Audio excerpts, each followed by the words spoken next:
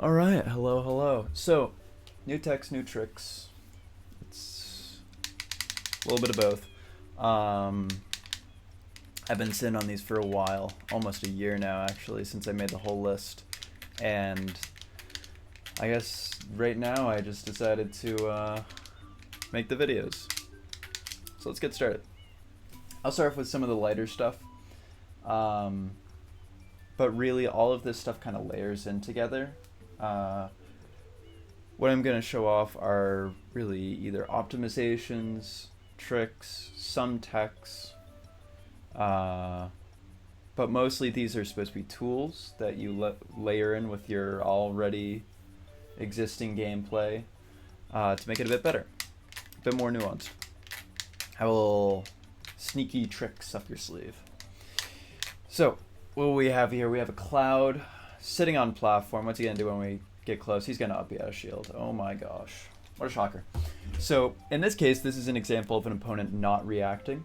They're being very preemptive. They're anticipating the jump and stuffing it out with an up B. So, best way to beat that is, maybe we can get a Nair off, Rising Nair. It's not very rewarding. It sometimes trades, right? But that's typically been one of our better options because an up air is just a little slow. Even if we get like the short hop, it's awkward. You only get like the second hit sometimes. It's not very good. You can obviously shark with other tools like up tilt is pretty good for that. Even a splat bomb, you can kind of get away with throwing a splat bomb there, but it's a bit slow. It's a bit laggy. So none of these options are particularly grand or safe. Even the Nair can trade. So something else that you can do that I don't see a lot of Inklings do. It's not the rarest thing. I've seen it before. It's just not as common as I would expect it to be. Is Rising Splattershot. As you're going up, you're starting your Splattershot. If they stick in shield, you're doing Splattershot on shield at distance. It's not that bad. I can show that off in a bit, but most importantly, well spaced, you're never trading. You just hold it out for as long as you want, and hell, you can even drift in if you want, but that's a little bit more risky. I can talk more about that later. But let's see what happens if he just holds shield. Let's see what happens if he's just a good player. He says, you know what, I'm just going to react to what you do. I'm going to press the shield button, but I'm just going to react. And he's going to react with up B out of shield. Well, it's expensive, but we can just push him back far enough so that his up B can't hit us. It doesn't really get us anything, though. If he even, it's going to take all of 2 interactions for a Cloud player to learn that if you have the ink and you're doing this, then he can't up B out of shield you. So you're not really ever going to get a meaningful punish out of this. But it's good to know. And it adds a little bit of safety to what you're doing, which can make you a little bit more confident. It covers a lot more bases since it can't be directly punished. But what's something better? You can do landing up air, but the crouch of his up B is really good. So hurt box shifting can be weird with that. Being patient and shield also, if you just waits out the hit. I thought weird. Whatever. If he just waits out the up air, obviously it's pretty safe on shield, but it's really tricky to get that rising hitbox and also make it safe. Nair again is pretty solid for this. You can land in with Nair and get a jab, but that's a little bit slow, it's a little bit committal, and that throws you back into the problem of getting stuffed out, which will always be a thing. But again, this is just to show that there are layers to what you can do. If they're being preemptive, Splattershot is a good option. If they're being reactive, then land in with a Nair jab. You can go for the grab, Tomahawk grab, something like that, but who's falling for that in 2025, really?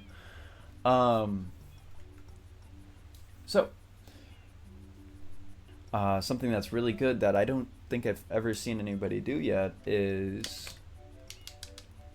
this. Now Cloud was buffering Uppy at his shield there, but he was unable to punish it.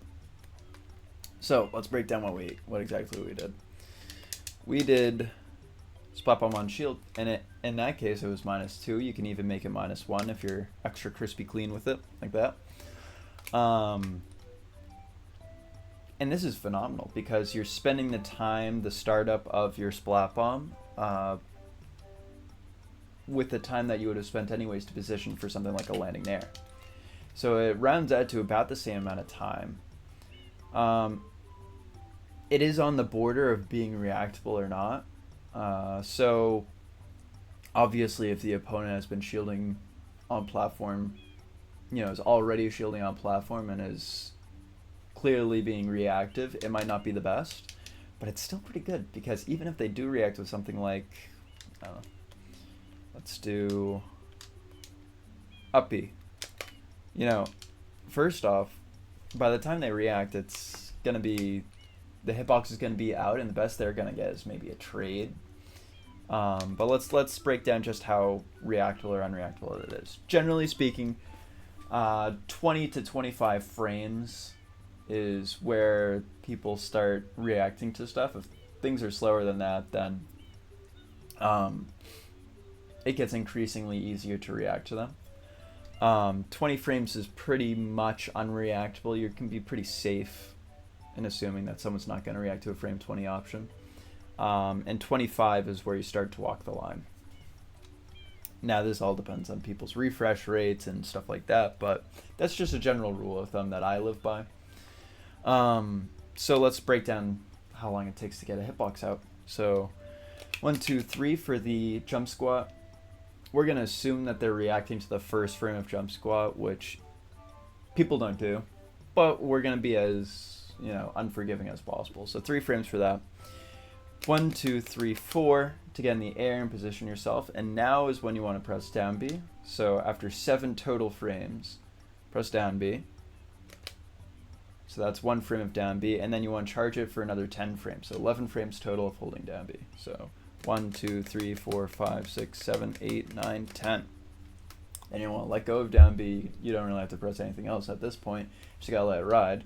So right now we're at frame 18, 19, 20, 21, 22, 23, 24, 25, 26, 27, 28, 29, 30. So 30 is when the detection hitbox comes out. At this point, if the opponent has reacted, say the opponent reacted on frame 25 and started Cloud Uppy, which comes out frame 7. 32 is when the hitbox is coming out for Cloud Uppy, so this is going to trade if he reacts on frame 25. So, yeah, pretty good.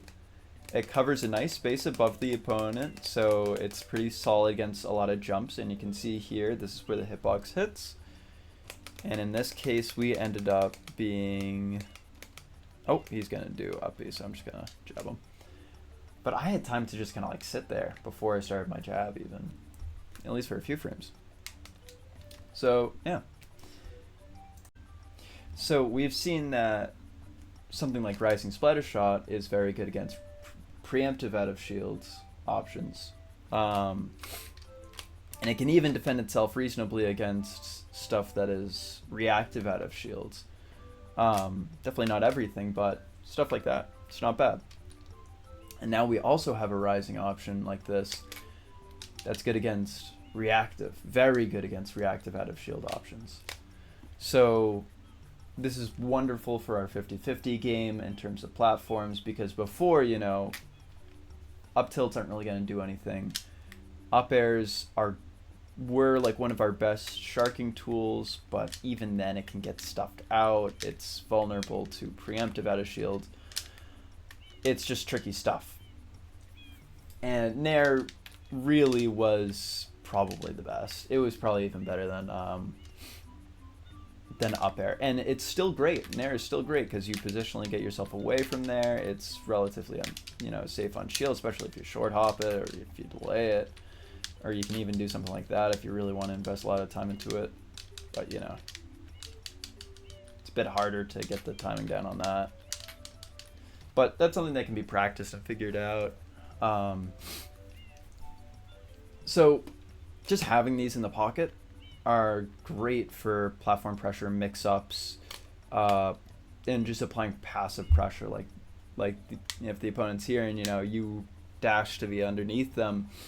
If you've shown these tricks off to your opponent before, that's a couple extra pounds of pressure onto their mental state. Maybe they're gonna start preemptively disengaging or trying to throw out hitboxes off platforms. It incentivizes them to get off platforms, which is what we want, because we hate these things, at least when the opponent's on them. They're great for our combo game. But yeah, so those are 2 tricks that are pretty good for it. And I will show off one more for platform pressure. And this is much more of like a tech that I'm sure people know about, but I haven't seen it in the context of Inkling and their kit. And so I just kind of stumbled across this accidentally, and I've used it in bracket a few times. I've gotten insane value out of this. So this is one of the ones I'm more excited about. So here we go.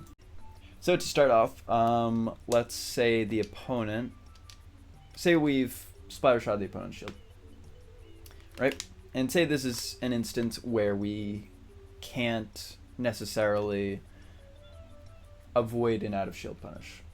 Maybe we just, aren't positioned very well, or, say we're like already really close. Oh, whoops. Say for whatever reason we just cannot afford to just hold out the splattershot and get away. So what can we do is, a very common option out of splattershot on shield is going into a jab, because it is, while splattershot itself is reactable, the opponent can react to the fact that Inkling is splattershotting their shield. They can't react to when you let go, which is why you'll see a lot of players preemptively mashing an out of shield option. Which, I mean, if it's allowed at your bracket, you can just like look down at your opponent's controller and see what they're mashing, because all you're doing is holding B, and there's no way the situation can change. For some reason, opponents have a hard time rolling through this. I don't know why. Maybe because like at a certain point there's no hit stun. I don't know. But a lot of times I see people get locked into shield with this. But even assuming that they can roll through this, you can just like glance down at their controller, if that's allowed at your bracket. But for really good tournaments and stuff like that, you're not going to be able to. If you're on stream at a major, you can't do stuff like that.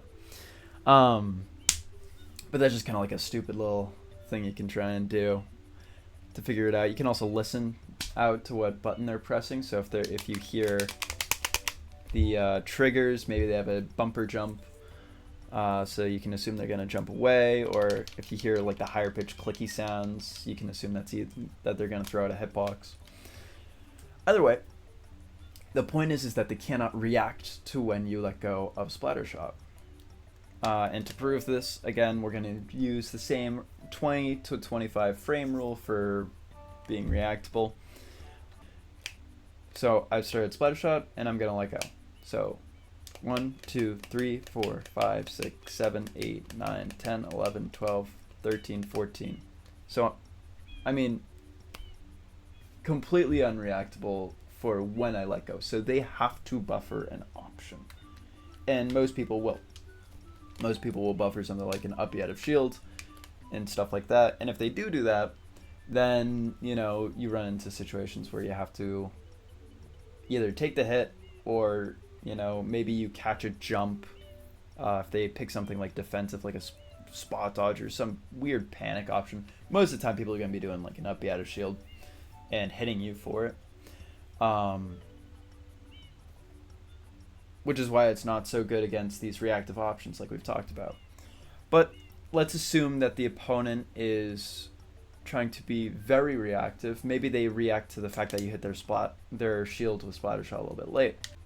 So if the opponent isn't buffering an option out of shields, and they are, or maybe you catch them in between inputs, or maybe they buffered it a little bit too early or too late, for whatever reason they're still in shields. This is fairly common for the opponent to still be in shield briefly, and a lot of times you can get a jab out. It's a good option to catch people dropping shields, letting go of shields. Because in this case, Splattershot is what, -7? -7. Shield drop is 11 frames. You have exactly 1 frame left over to be able to get that jab. That jab is frame 3. That means your jab's out on frame 10. They're actionable on frame 11. So if they drop shield, this Splattershot jab flowchart is pretty solid. But jab is egregiously unsafe on shield. It's not -206 frames. There's a bug with the training mode mod right now. But it is closer to minus like 30-ish. I think it's -27. Like Pyra can get a drop shield F smash guaranteed. It's bad. Which is why a lot of times you don't really want to be doing that on Plat, because you're going to be so vulnerable. It's going to be the opponent's turn to really get whatever punish they want. But it's still a good option to catch people doing something out of shield, either delayed or dropping shield, or like a slow out of shield option. So this was something that it kind of sucked, right? Because like you're able to get this Splattershot on shield, and it's pretty solid to like get up there, stuffs out the preemptive options, and now if it's a reactive option, now you're Splattershotting someone's shield, but just like the jab is too unsafe. But if you were able to get that Splattershot into the jab, you could catch so many different timing, so many different options. It would be phenomenal, right? That's where this tech comes in. It's kind of insane. I'm surprised I haven't seen it before, because I've gotten use out of this in bracket a fair few times now. And let me just show it off, I guess. And I'm gone. Like, that's crazy. I'm gone. Look at how much ink I used. And I disengaged from that situation. Also, not to mention, look at the shield damage. That's pretty substantial. That is shield poke range. So really what just happens here is there's nowhere for you or the opponent to go, so eventually they just push you off the plat, and you are fully actionable. Now, in reality, I think without this bug being present, I'm pretty sure you would be closer to 0 or -1. I don't think you're positive, but you are in a very, very good situation. So this opens up a ton of stuff. This allows you to get away with so much more stuff. Now, there are limitations to this. First off, the opponent's shield has to be relatively large. Like if I jab them once and do it, still works, but if I jab them like twice, well, that was 3 times. 1, 2. Now it doesn't work anymore, right? So it depends on people's shield sizes. Like larger characters is going to work a lot better than small characters. Some small characters, I'm sure it doesn't work at all. I haven't thoroughly tested the list of characters that this doesn't work on, but let me know in the comments below if you want me to do that. I can make a document for that. But this is great, and it's effective on the PS2 platform, which is one of our harder platforms to cover and really punish people for camping on. So yeah, this covers so much. If they're preemptive, you hit them with the Splattershot. If they're reactive and they're not very, very quick on their reactions, you get the jab off. And if they are very, very reactive, then you can't get punished anyways. And it's so cheap on the ink side of things. I mean, that is the cost of what, 1 splat bomb? Maybe 1.5 splat bombs. Like, that's crazy. And then you also have your -2 splat bomb. Obviously, you can try and do the splat bomb into the jab, but it's not going to work because splat bomb does a little too much damage. But if they're still sitting in shields after the splat bomb, that's a grab, because it's -1. But yeah, so I can show off some of the other stages that this works on and stuff like that. Stages with wider platforms, it's harder, like the list of characters shrinks that you can do this on. But for PS2, it's pretty solid, pretty reliable. They're some of the narrowest platforms out there. Now, one little side note about the splat bomb trick is that you can actually make it +6 on shield if you invest a few more frames. So before, you would on frame 7 start the splat bomb and charge it for 11 frames, and then it would come out somewhere in like the 30s, like frame 30 total. But if you charge it for a little bit longer and you get the overhand animation instead of the underhand animation, so 1, 2, 3 for the jump squat, 1, 2, 3, 4, start splat bomb, 1, 2, 3, 4, 5, 6, 7, 8, 9, 10, 11. But if we charge it for like, say, till frame like 15, I don't know. And then we let go. See how it's the overhand animation, right? It bounces. Hitbox is active. If they do anything, it's a trade. And this ended up being +5. And what, I charged it for an extra 4 frames. So while this -1 on shield is the fastest, if you just charge it for 4 more frames, you are going to be immensely plus on shield. +5, I've seen +6. That opens up guaranteed jabs, guaranteed down tilts. Our grab is frame 9, which means if they stay in shield, they get grabbed. If they drop shield, they get grabbed. If they jump, that is frame 9, they get grabbed. If they do an out of shield option, that's going to be way slower than jump, they're going to get grabbed. So, holy smokes, if you are able to, if you're comfortable doing this, then go for it. But, you know, it is a touch slower, and this is already walking the line of what's reactable and what's not. So that's why this won't be as common.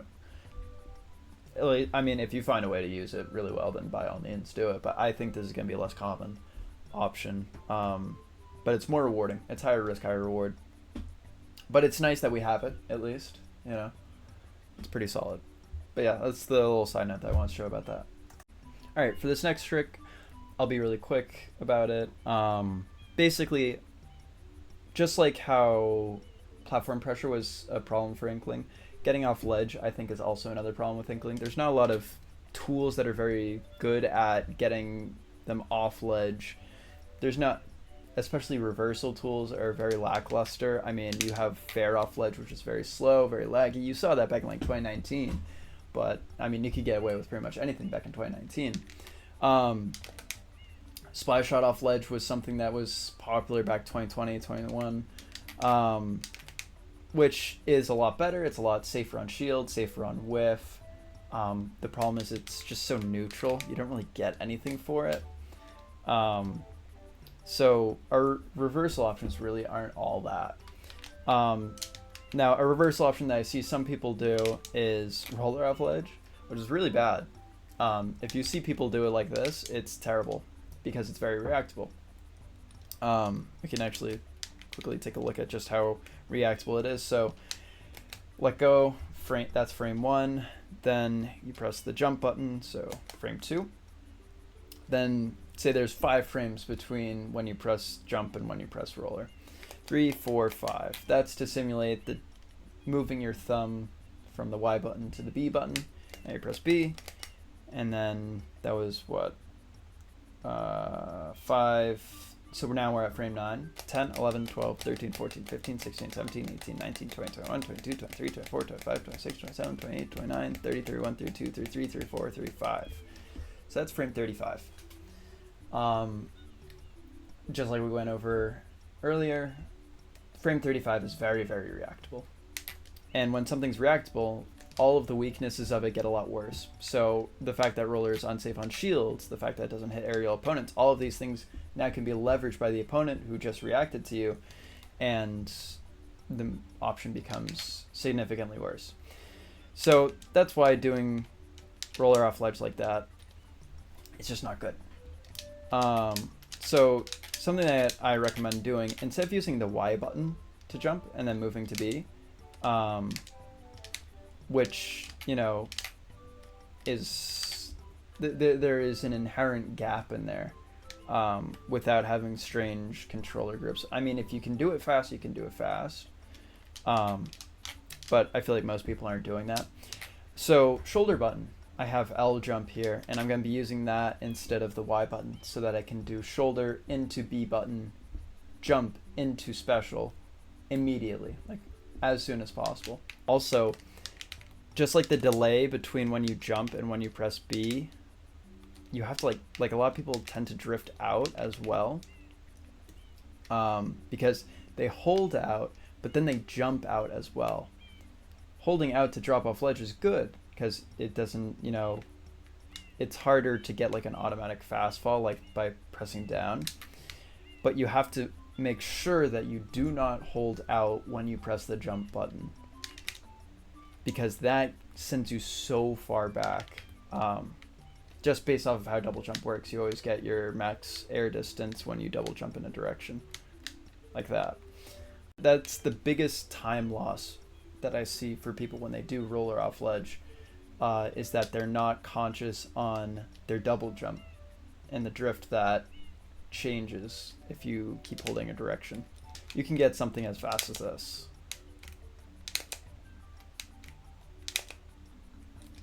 Like that's super, super fast. It's reliable. You know, obviously I messed it up twice there, but it's not hard to do. And this comes out, again, like frame 20 or something like that. So instead of a neutral jump, try jumping in. If they're a little bit farther from ledge, you can get the hitbox out much earlier than 27. Drop off frame 1, jump in frame 2, side B frame 3. 4, 5, 6, 7, 8, 9, 10, 11, 12, 13, 14, 15, 16, 17, 18, 19, 20, 21, 22. Frame 22, you're hitting that. That is unreactable. Maybe if you're very, very fast, you can react to it, but really you have to anticipate something like that, especially with the input delay. 6 frames, I think it is for ultimate, even offline, just 6 frames base. Assume a 15 frame reaction time, which is pretty average. That's what, 21? So either they, and then you have to include refresh rate. So they have to like recognize what it is. And they're not going to be doing that within like the first 3 frames. Unless you're predictable with it. So that just makes roller off ledge a lot better. Also, it gets you stage control. I mean, it puts you into center stage if you get the hit. Now, obviously, if you don't get the hit, it's rough on shields, which is why you do this in response to people that are standing at ledge like this, and why characters like to do that. Characters that like to 2-frame, characters that like are maybe like a Ryu that's down tilting ledge, something like that, because you drop off like that, and it's so fast, and by the time you get up, there's like a hitbox out. It's very good. And frame 22, I mean, let's compare it to something that everyone's used a million times, get up attack, which is frame 1, 2, 3, 4, 5, 6, 7, 8, 9, 10, 11, 12, 13, 14, 15, 16, 17, 18. So 4 frames slower. Now, obviously, it would be faster. This is max range for both. So get up attack is 4 frames faster than this roller, little movement optimization, but 4 frames is starting to get negligible. Obviously, you get way more for hitting a roller than you do hitting a get up attack as well. There's the chance of the berry, there's the roller ink that you set up. So I think this is, while this definitely isn't a staple of getting off ledge, it's just another tool to have. You don't want to rely on this. You don't want to like have this be in the back of your head at all times, but just to have this as like a tool that you can throw out when you're just when you just feel like it's gonna hit. When you just feel like, okay, they're not gonna shield, they're not gonna react to this. It's not bad. A frame 22 burst option that covers that much distance. It's not too terrible.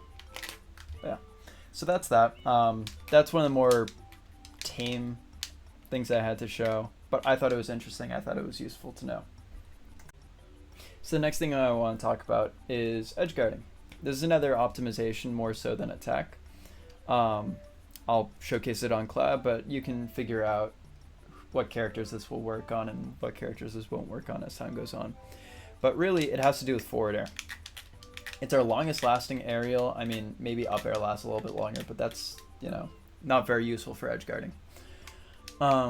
So forward air, you can drag it down and it covers a lot of space. It sends at a very good angle. Overall, just like, I think it's a great tool for edge guarding. But a lot of people, when they think forward air, they think the strong hitbox, that largest hitbox on the right there.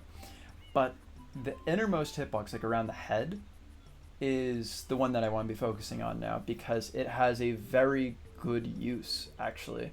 Because you notice that the way Inkling is angled, there's not a whole lot of hurt box that's to the left of that innermost hitbox, I'll call it the face hitbox, because their face is in the hitbox. So the face hitbox is very close to where like the end of Inkling's model is.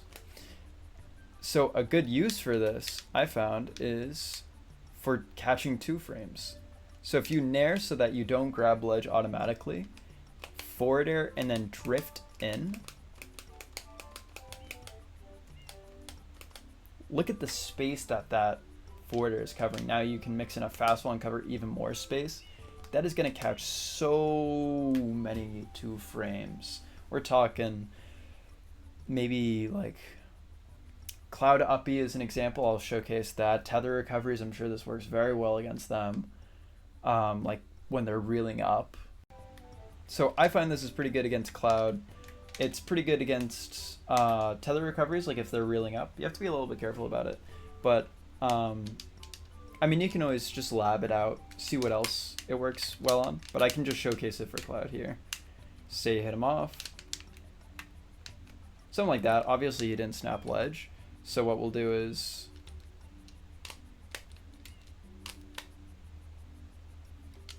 you can see here, he will always snap to ledge with that recovery route. Look at that. Like, that's crazy. Now, something that I like to do as like a visual aid is to time my jump with my initial jump with their double jump. When I think they're gonna double jump, I'll jump. So now, obviously, like at 50%, this might not kill him. There's still a chance, but like if we start getting to like 60s, yeah, he's dead. So if he's forced to recover low, even if he's good and snaps to ledge, we can still do a pretty good job. Now, a key part about this is that most of your hurt box is at your feet, it's at your legs.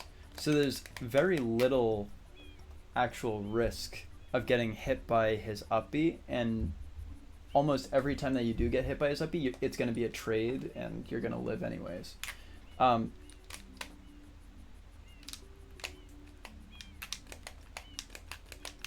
Can show it off here. See how his hitbox is to the left, it's towards the stage, and Inkling is behind him but dragging the hitbox backwards. That's what makes it so good. Now he can turn his uppy around, but in which case, again, it's just gonna trade.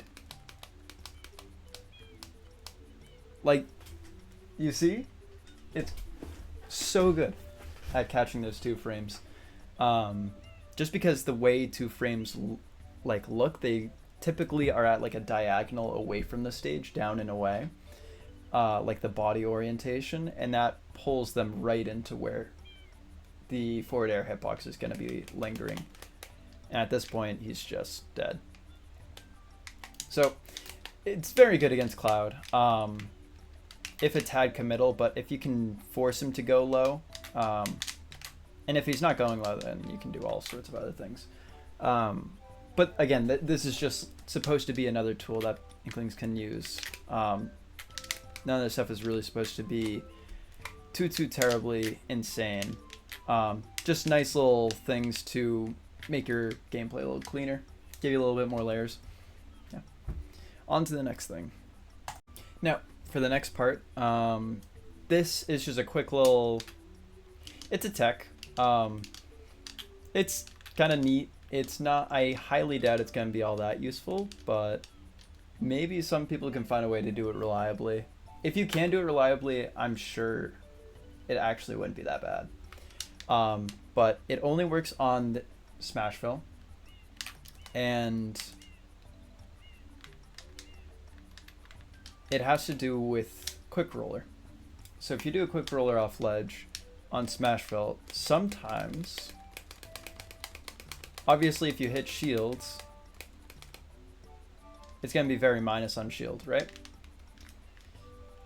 But for some reason on Smashville only, there is a way you can cancel roller with no lag, or with incredibly little amounts of lag, and so it makes it so that roller ends up being like -1 on shields. I'm gonna try and get it.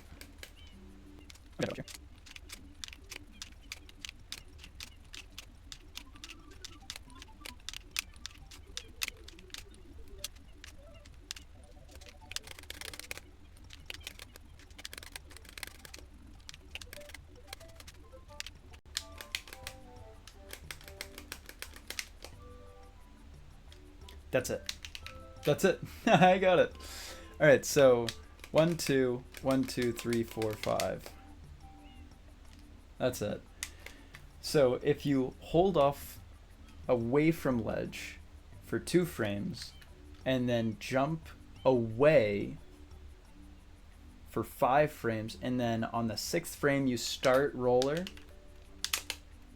you will get a +1 on shield roller.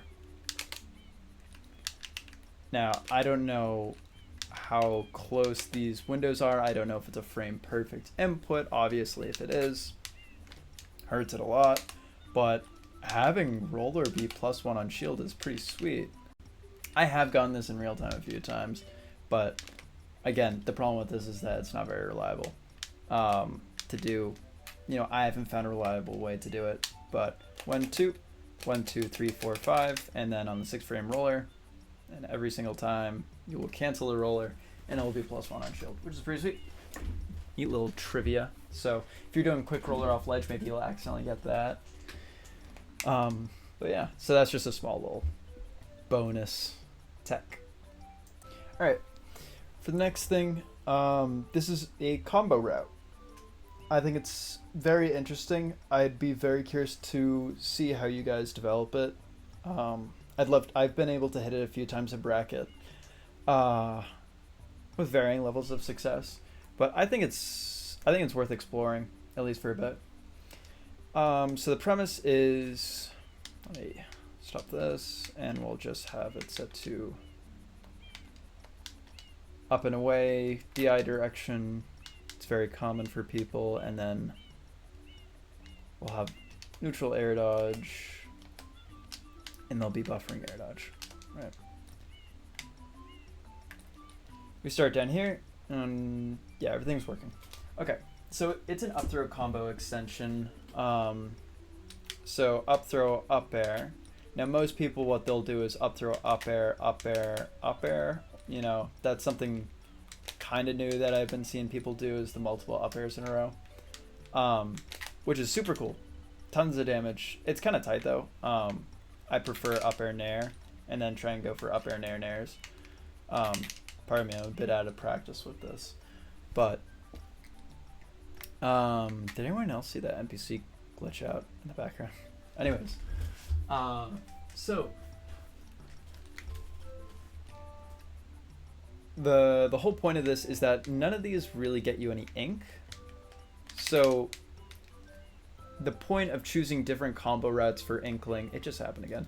the point for choosing different combo routes with this up air stuff is that you can either opt in for more damage, right, with up air, up air, up air, or you can do up throw, nair, nair, or nair bear and try and get more positional advantage, push them farther off stage. That's kind of a trade-off that you have to make. But there's no route that allows you to get ink.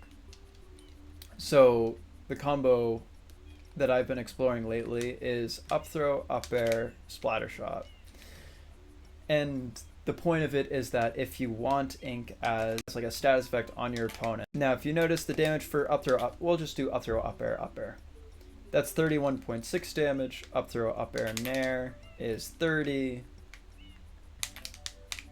Nair, and then if you get like another nair, it's 36. So around 30 to mid 30s is generally what your combos are going to be looking like. What your true combos are going to be looking like for this. And with the Splattershot, it's not nearly as much. It's closer to something like 20, early 20s. So there are some use cases for this, but the biggest problem is that Splattershot is not very safe on hit, especially not in the air. So what if instead of air dodge, we had the opponent just try to attack? Lucina has a very, very fast forward air, so let's just try that. We get hit for it, right? So this is where, for the most part, people kind of chalked it up to a gimmicky combo and where it ends. But there are a couple things you can do to make it better. It's always character dependent with these things. But for Lucina forward air specifically, if you do a short hop at like these percents and then drift in, you can get closer to the damage that an up air upper would do. You know, like 30% there if they're just mashing it. Now most people aren't going to be mashing forward air like 3 times like that. Usually they're going to like maybe try forward air once, they'll get like 1 forward air out, and if that doesn't work, then maybe they'll try and jump away or something like that. So a key thing about this is an aspect of Splattershot that I don't see a lot of people talk about, and that is that if you jump with Splattershot, right, you can move a little bit. Maybe I should not zoom. So if I were to jump with Splattershot right here, you can actually move a little bit with Splattershot, right? And you can also angle Splattershot up and down. If you use the diagonals though, you can both move and change your angle at the same time. And this is great for chasing down an opponent in the air.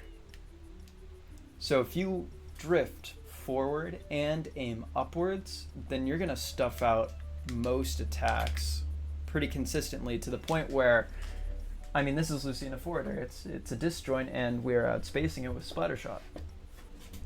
So that's an instance where this is just a good option to have. I mean, it's 27 damage, and look at the positions that Lucina's in, right? Say Lucina is buffering the forward air.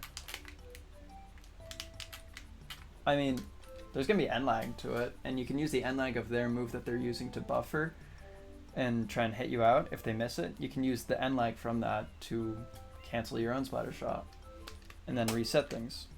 Now, obviously, positionally wise, in this situation, it's not that good. But like, what if we do something like this? Say you don't land back on the platform. Say you're in a situation like this. Let me get a short hop. Even a full hop there worked just fine, right? So you can kind of just drag them all the way down with you to the bottom. Now let's say they're doing down air instead, because you noticed that Lucina was above us for a second there.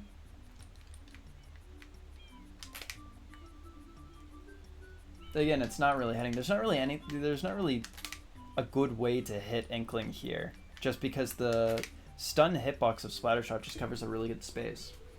So mashing hitboxes is generally not going to work. Air dodging, I mean, you can look at what air dodging gets you, right?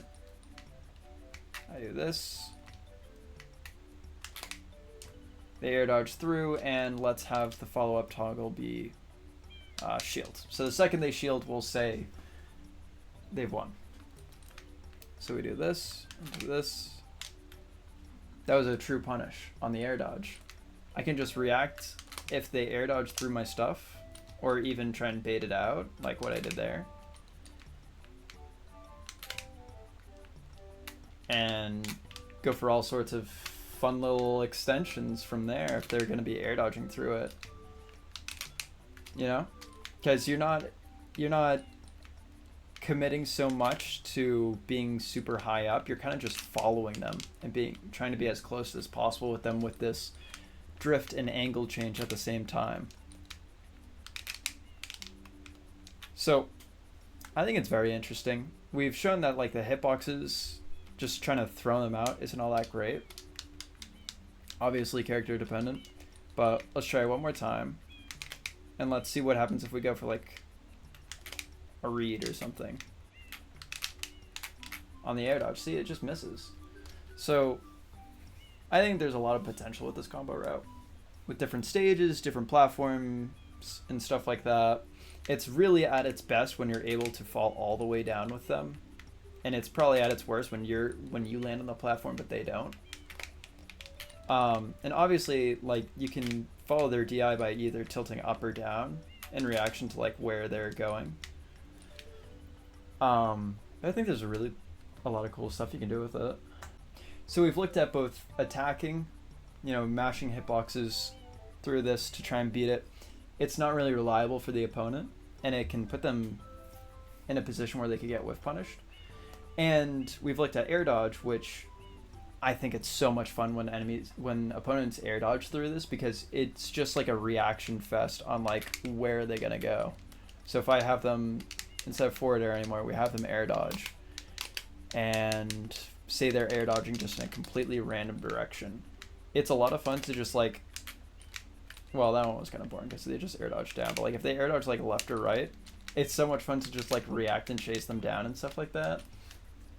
And now obviously people probably aren't going to be mashing directional air dodge through your combos, but if they do neutral air dodge, we've already showcased like what to do. You just cancel it, and the end lag of your splatter shot is so much less than the end lag of their neutral air dodge that you can get a guaranteed punish off it if you're just clean with it. So what's the next like natural option for people to pick is jump.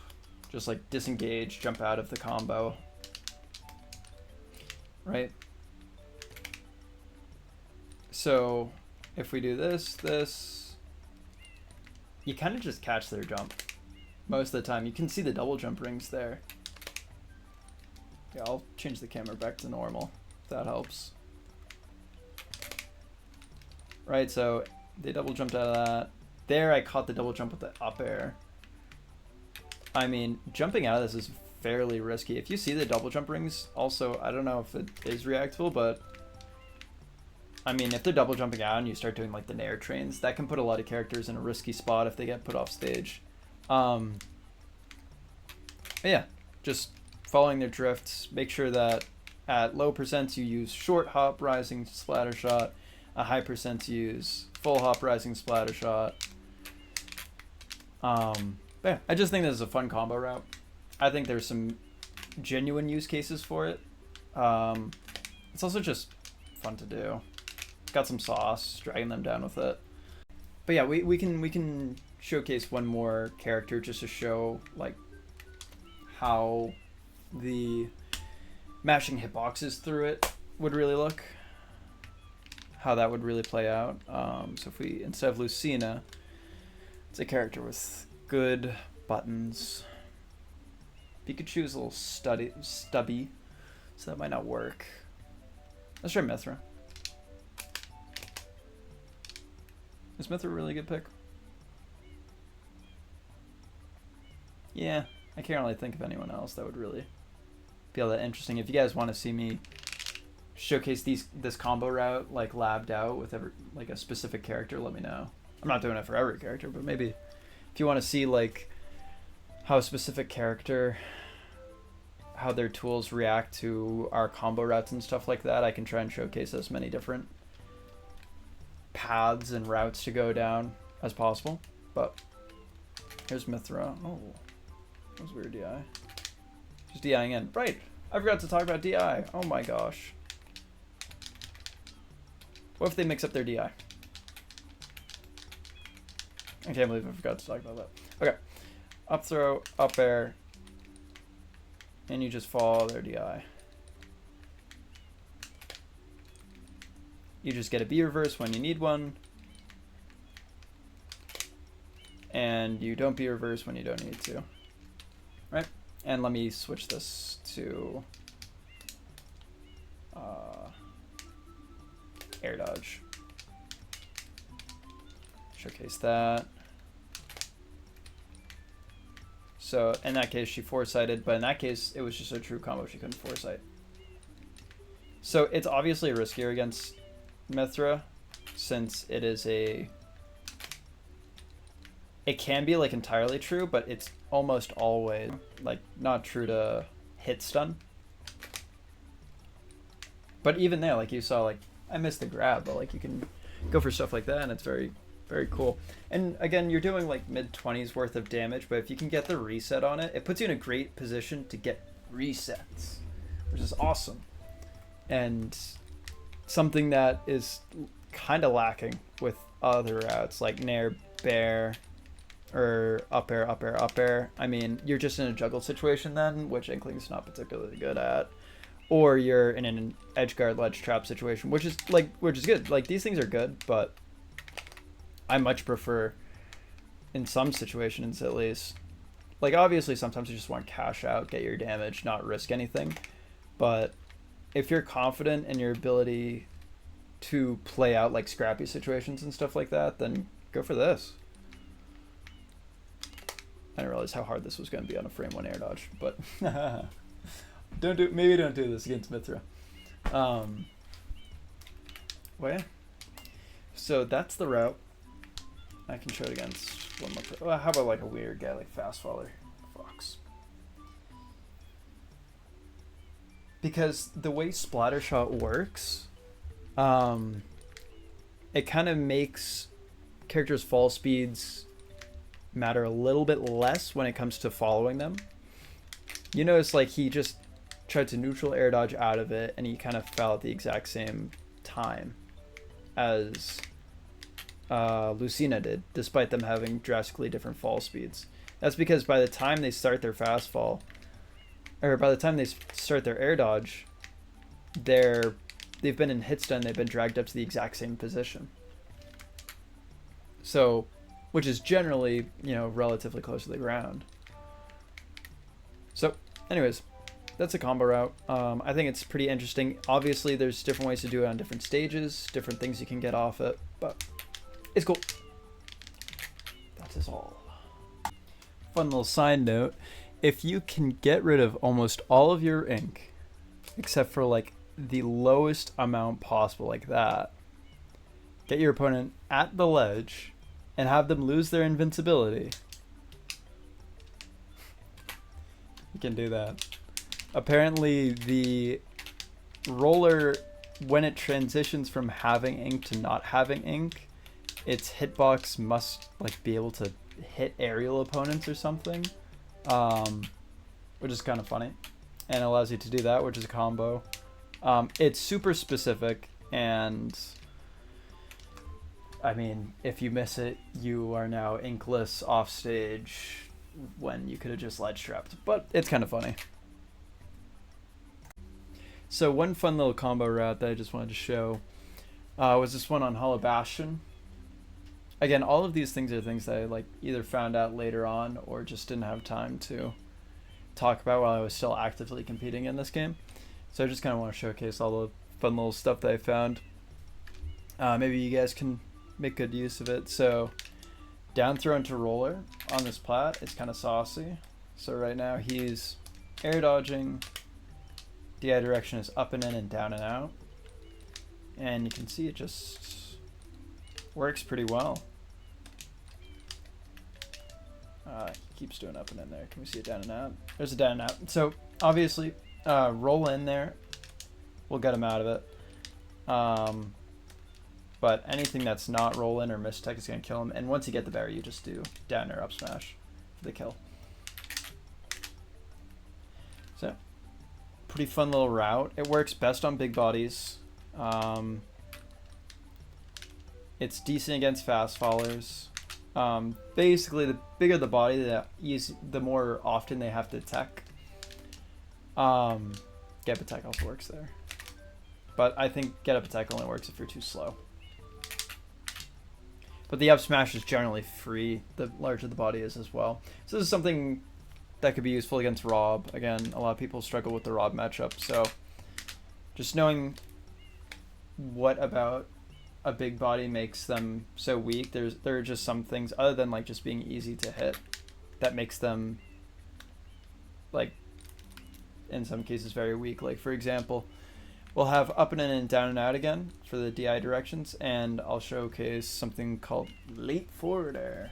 Again, something that I don't see a lot of people use, but it's broken. Look at this. It forces such a nasty tech chase situation. Alright, you just buffer it from standing, and like, it covers so much. Alright. And just to show that they can't like double jump out of it, because that's how you break a lot of Inkling stuff. Look at this. It's so good. The hard part is finding the late forwarder in the first place, but if you can find it, you're cooking. A really good spot. So it really is, it sets up for a 50-50 kind of. I mean, unless you catch the jump squad afterwards, which is what I was doing back there. Different DI directions will change up the timing on things. But yeah, if I just have them do like up and away for this, still can't jump out at 68. What about like 80?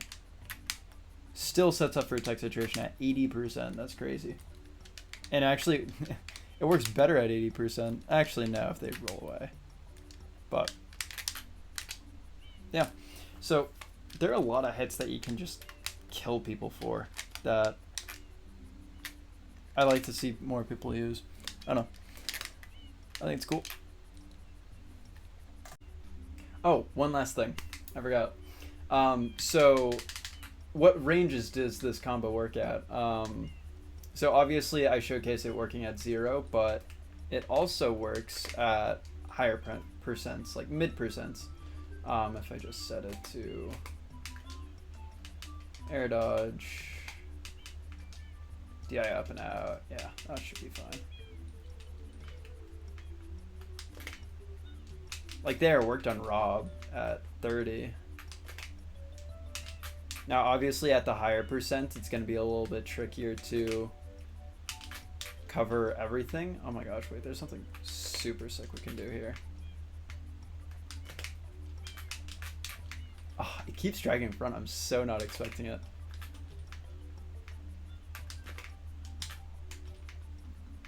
Hold up, hold up. Oh my gosh, it's so unexpected that he lands in front. Ooh. Damn, 78? That's not bad.